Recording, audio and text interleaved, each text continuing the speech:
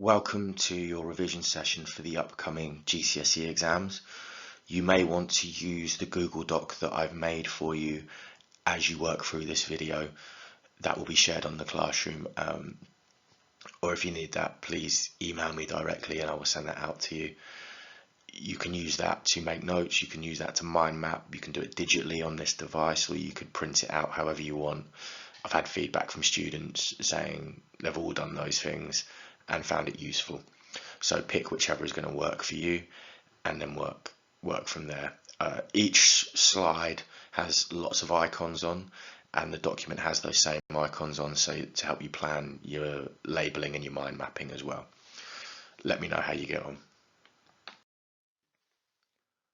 According to function lists, education, like family, has specific functions or specific roles. So if you get a question about functions of education or role allocation in education, you can talk about these four things. Firstly, you have the economic role.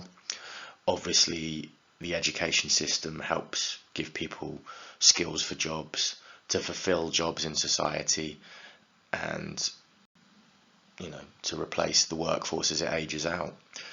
You get the selective role, which is school trains you to go for certain jobs or to take certain qualifications, and that links into the economic role. School teaches you social control and is a form of social control. Obviously, you might want to link this to meritocracy, to internal and external factors, anything else which is to do with behaviour or socialisation. And then there's a political role. Education is subject to lots of policies, lots of changes, from the 44 Butler Act to the 1988 Education Act and how that links to marketisation. So there's lots in these different roles and in these different functions that you can pull out, and you can obviously compare with Durkheim, with Parsons, and the non-functionalist sociologist, particularly if you get an essay on this and you want to show both sides of it. You can show why functionalists would like these four things or agree with these four things, and Marxists, feminists, etc. would disagree with them because of their particular biases.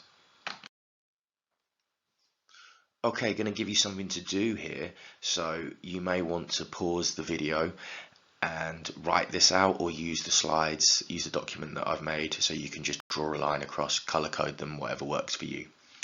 So which one of these is universalistic standards, which one is value consensus, which one is meritocracy, and which one is role allocation, which obviously links to what we've just done previously.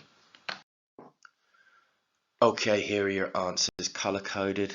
So the universalistic standards are what prepares children to enter the wider world. Value consensus is students are taught to value achievement and rewards, and value what education gives them, and this leads into meritocracy, where your achievement is based on your ability and effort, because in theory everyone is treated equally in education. And then role allocation is how people are sorted by ability, matched to their correct jobs. So there's an easy link there to the grammar school system, to the tripartite system, to the 11+, etc., versus modern day testing, modern day policies, modern day school types. Now, believe it or not, us teachers are human beings and we have our flaws, and different teachers, different schools, different populations.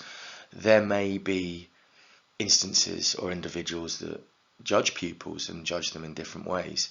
So you might want to think about how that links to cages again, how that links to school type, how that links to a teacher's own background, and why we might make judgments about pupils. So a good concept here is the halo effect, where nice students are deemed to be more intelligent than they really are because they conform to the school's expectations, to the teacher's expectations. And vice versa, students that maybe they don't get their uniform right, maybe they don't get their tone of voice right or the way they behave right, in small ways, so very much informal social control coming to the fore here. Maybe they are judged more harshly or presumed to be less intelligent because they can't live up to these expectations. Now, obviously, we know this is a hypothetical model. The real world doesn't work like that, and different teachers will have different thresholds and tolerances for something like this. But the halo effect is a really good concept, at least, to pick apart and to use in discussions.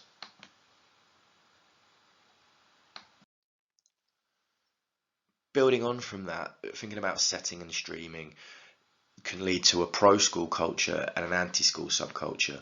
Obviously, Willis talked about an anti-school subculture, and you can link that to gender and class with the lads, and even ethnicity to some extent. But if you think about it, if you are set and every class you are in depends on your ability, and you're mixing with various different pupils, and it's all based on supposed ability and aptitude for that specific subject, it may develop a different attitude amongst the pupils, particularly if you're top set for some subjects but not others, or vice versa, bottom set for some subjects but not others. Where you are streamed, it could be that you're placed in a group where on average you have similar abilities to everyone in that group, and you stay with that group for each subject. So if you were on average a set 3 pupil, you'd be placed in a band or a setting, sorry, a band or a stream where you would all be of a similar ability, and therefore you'd be similar kids in theory.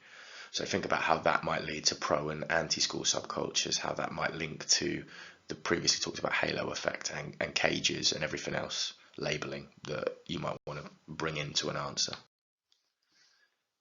Here's a really good exercise for you to do before your exam.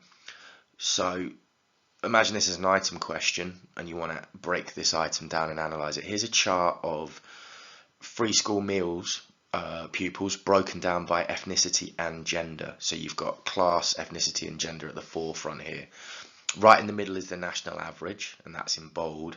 So you can see which groups of children on free school meals fall way behind in achievement and are much lower than the national average, and which ones are way higher. So see if you can answer questions 1 to 4. See if you can pick out which groups perform above national average, which is the lowest performing group, which group seems least affected by social class, so essentially the highest performing group, isn't it? And how would you explain gender differences in achievement? Because there is a very clear split between boys and girls, which is then broken down again by ethnicity here. So pause the video, have a go at those, and then we'll look at the answers next. Okay, so the red arrow shows you all of those groups above the national average. That's pretty straightforward. So Indian free school meal girls, Bangladeshi free school meal girls, Chinese free school meal boys, and Chinese free school meal girls. Now you might want to ask yourself, given that white British boys are the lowest performing group, and then next to them black Caribbean free school meal boys by a small amount, by 0.4, is it a gender issue in schools? Is it a gender and class issue rather than an ethnicity issue? I don't know. Those are different discussions you might want to pick out and make your judgments, because clearly Indian, Bangladeshi and Chinese students here seem to be performing much better regardless of being on free school meals. So there's the discussion around culture. And the group which is least affected is Chinese girls on free school meals by some way. I mean, 80.6% is way higher in terms of attainment than the national average of 57.1%.